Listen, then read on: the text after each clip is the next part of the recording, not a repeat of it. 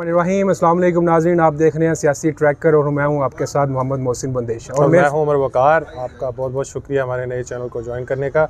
आज कुछ ताज़ा अपडेट्स हैं स्पेसिफिकली सियासी, और बड़े इंटरेस्टिंगली चीफ जस्टिस ने फर्स्ट हियरिंग हियर की है सुप्रीम कोर्ट में रिलेटेड टू इलेक्शंस और उसके डिले पे। जी, तो उमर भाई, आज चीफ जस्टिस साहब ने जो आज खुद नोटिस की समाअत किया है, जो उसकी हियरिंग हुई है, आज हमें उसकी कुछ बताएं, आज क्या हुआ है सुप्रीम कोर्ट में। अच्छा, इंटरेस्टिंगली काफ़ी अरसे बाद जो है ना 9th बेंच मेंबरान का जुडिशरी का ये हियरिंग करेंगे। तश्कील नौ पाया है बेंच जो है, जिसमें अभी तक 2 जस्टिस ने जो है ना अपने तहफ़्फ़ुज़ात से आगाह किया चीफ जस्टिस को कि हम इस कार्रवाई का हिस्सा नहीं बन सकते। जिसमें एक जस्टिस ने ये स्पेसिफिकली फरमाया है कि चूँकि इलेक्शन कमीशन जो है वो इस चीज़ में आना नहीं चाहिए, इसको इन्वॉल्व नहीं होना चाहिए, तो वो उस चीज़ से दस्तबरदार हो गए थे। दूसरी जानिब ये कह रहे हैं कि ऑलरेडी जो है एक मशहूर अफराद की ऑडियो टेपिंग हुई है, जिस सिलसिले में आज एक सुप्रीम जुडिशल काउंसिल में दरख्वास्त भी जमा कराई है from our lawyers committee Islamabad supreme court judiciary में उनके ख़िलाफ़ जो है कार्रवाई करने के लिए। तो इस सिलसिले में कुछ कंट्रोवर्सी ज़रूर इवॉल्व हो रही हैं, लेकिन जो आज समाअत के दौरान बड़े इंपॉर्टेंट इश्यूज़ रेज़ किए थे चीफ जस्टिस की जानिब से, वो कुछ 3 ऐसे सवालात हैं कि एक तो उन्होंने ये ज़रूर पता करना है कि इफ़ असेंबलीज़ आपकी डिज़ोल्व हो जाती हैं टाइम फ्रेम से पहले, तो इस सिलसिले में आखिर किसके ऊपर रिस्पॉन्सिबिलिटी आती है कि वो इलेक्शन स्केड्यूल अनाउंस करे।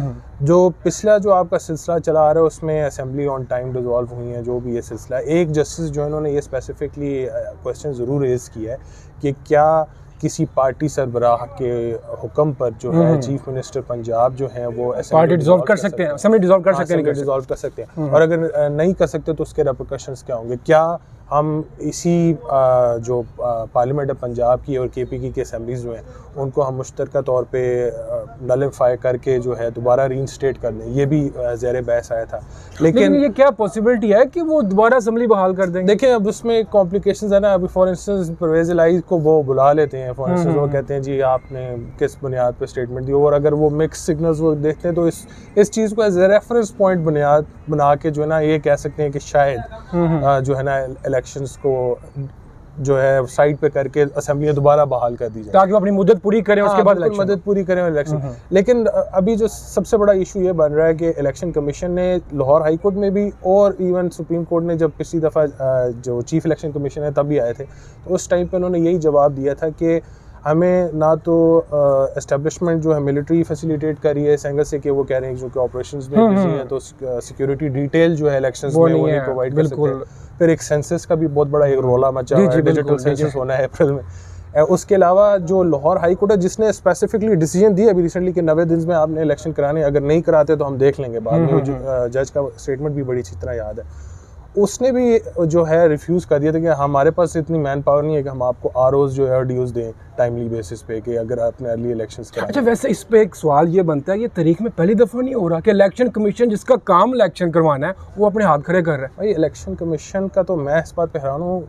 कल ही मेरा हबीब अकरम साहब के साथ भी इस बात पे मामलात पे एक किस्म का तजिया ही हुआ था, और उन्होंने बड़ी इंटरेस्टिंग बात की थी। उन्होंने कहा था कि ये एक वाहिद जॉब है जिसकी रिस्पॉन्सिबिलिटी जब आप ऊपर आती है ना, सिंपली कह देते नहीं ये नहीं मेरे से हो सकता, काइंडली कोई और ये चीज़ करे। तो इलेक्शन कमीशन ने जो है ना बहुत गैर जिम्मेदाराना रवैया अख्तियार किया है, जहाँ पे भी उनकी पेशी हुई है, जिस मौके पे भी उन्होंने जवाब जमा कराया है। इलेक्शन कमीशन ऑफ पाकिस्तान का एक ही काम है और वो है इलेक्शंस कराना, इररिस्पेक्टिव ऑफ 4 दिन बाद असेंबली डिसॉल्व होती है, they need to be prepared. बाकी अकोमोडेशन फंड जो है वो गवर्नमेंट ने ज़रूर तैयार करवाए। तो एक तो ये चीज़ है कि अगर आपने दरख्वास्त दी भी थी कि हमारे साथ कोऑपरेट नहीं कर रहे, तो at the end of the day उस पर आप सुप्रीम कोर्ट के ज़रिए या लाहौर हाई कोर्ट के ज़रिए आमादा कराएं अदारों को, अपना फाइनेंशियल इंस्टीट्यूशन को भी, कि अगर उनको रिक्वायरमेंट किसी भी चीज़ की चाहिए, क्योंकि आपका जो आइन है वो ये फैसिलिटेट करता है, ये पावर्स इलेक्शन कमीशन में है कि उन्होंने जो प्रोग्राम बनाना है, जो स्केड्यूल बनाना है इलेक्शंस में, उस दायरे कार में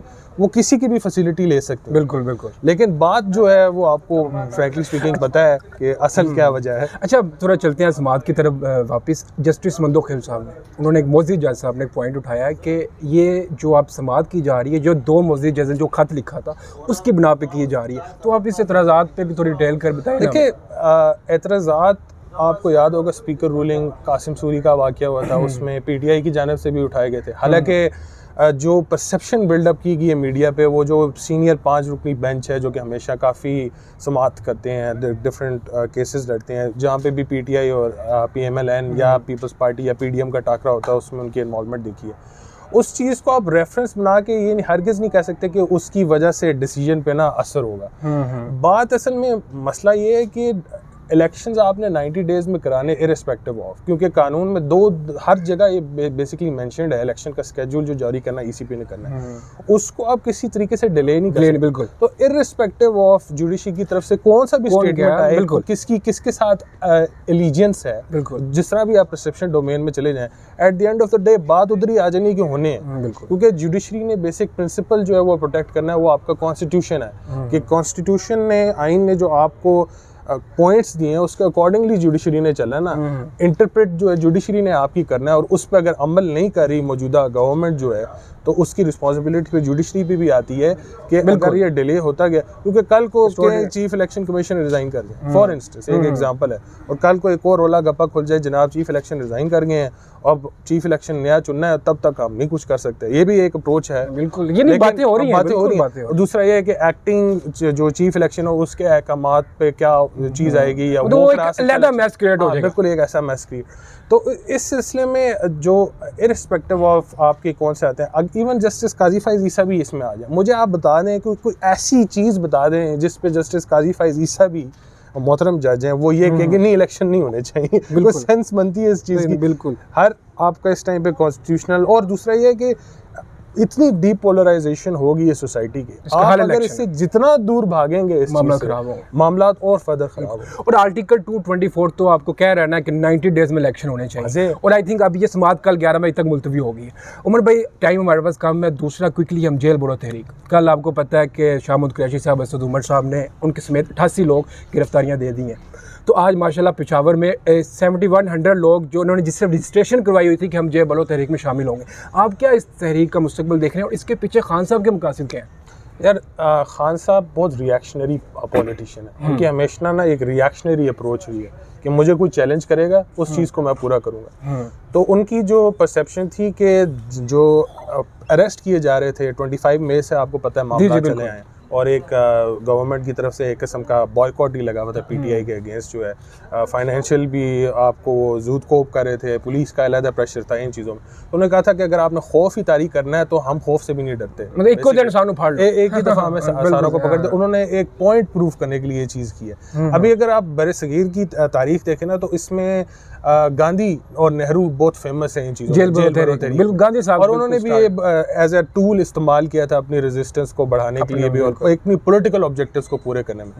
तो इररिस्पेक्टिव ऑफ के कितने लोग जेल में जाते हैं, मीडिया में एक सिंबॉलिक चीज़ जो है ना वो सामने नज़र आ रही है। लोग निकले हैं, वॉलंटरीली गिरफ्तारियां दी हैं आपके लीडरशिप ने, इररिस्पेक्टिव ऑफ कल को वो जमानतें ले लें, लेकिन सबसे मेजर जो ऑब्जेक्टिव था वो इट्स नॉट अबाउट कि वो जेल भरो तहरीक फेल होगी या कामयाब होगी।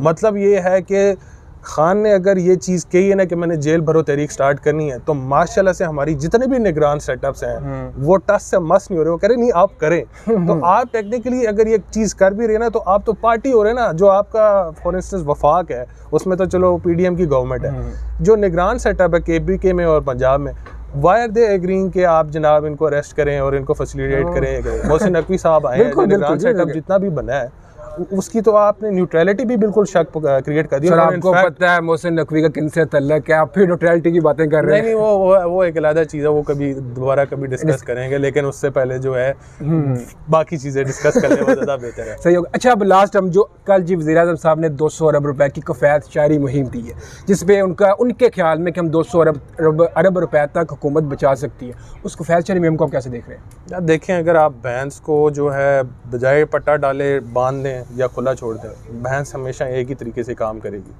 अब आपने गवर्नमेंट में इतने इनकॉम्पिटेंट लोग मिनिस्ट्रीज़ और मशीद के नाम पे बिठा दिए हैं, तो उसमें मुझे अभी ये समझ नहीं आती कि लोग जो अभी इंटरेस्टिंग बात तो ये ना, वो कह रहे हैं कि जी कोई पे वगैरह नहीं लेंगे या कोई फैसिलिटीज़ नहीं इस्तेमाल करेंगे, अपना ख़र्चा वो खुद करेंगे, लग्जरी गाड़ियाँ जो हैं उसका बड़ा रोला शोला मचा हुआ था, उस सिलसिले में भी उन्होंने कह दिया।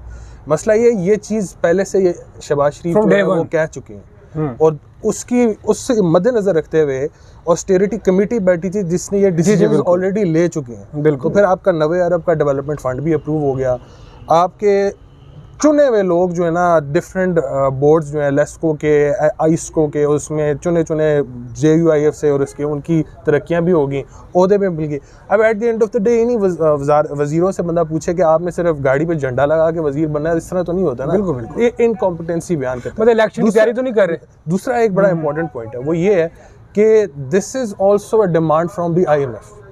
IMF ने स्पेसिफिकली कहा है कि भाई माशाल्लाह से जो आप डेवलपमेंट फंड्स और ये जो हुकूमती खर्चे का एक बिल साइड पे ले आते हैं ना, जिसकी तरफ कोई डिस्कस नहीं करता, उसको काइंडली डिस्कस करें।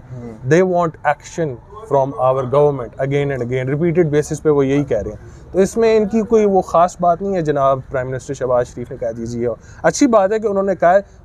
मसला ये है कि क्या ये चीज़ मायने निकलेगी at the end of the day, वही होता है। मसला ये है कि कॉलो फिल्म में तजाद ना हो, जो क्या है उस पर अमल भी करे। लेकिन अभी तक जितने भी वो चलते आ रहा सिलसिला, उसमें तजाद ही रहा है। तो इंशाल्लाह अब आपसे मुलाकात होगी अगले व्लॉग में। आपने उमर भाई की बातें सुनी, इंशाल्लाह आपसे हम मिलते हैं अब अगले व्लॉग में। अल्लाह हाफिज़। मेरी तरफ से भी अल्लाह हाफिज़।